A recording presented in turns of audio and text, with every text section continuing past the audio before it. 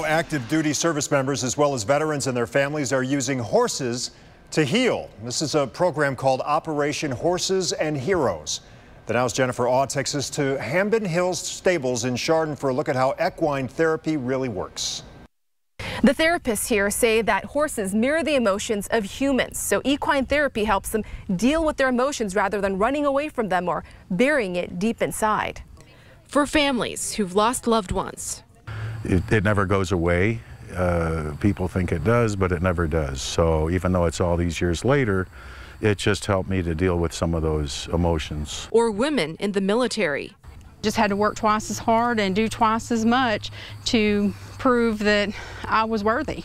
All of these people are dealing with something. And for Bill Knopp, that something was losing his son, Alan, who died after being deployed to Iraq in 2005. Alan Knopp was just 22. It's any parent's worst fear. When the car pulls up the driveway and, you know, it's a military vehicle. Then there's Sharon Carey, who not only dealt with sexism in the military back in the 90s, but was also a victim of sexual assault. She thought she was okay until a few years ago, as a civilian, you know, I had a man come up behind me and just grab me, bringing back flashbacks and symptoms of PTSD. You know, and it was just, that was a trigger that it sent me back 14 years.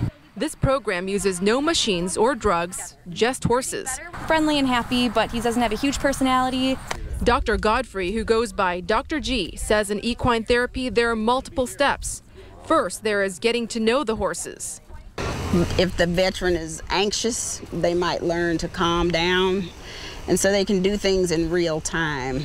Then these healing heroes will sit down with Dr. G to talk before meeting with the animals they'll connect with.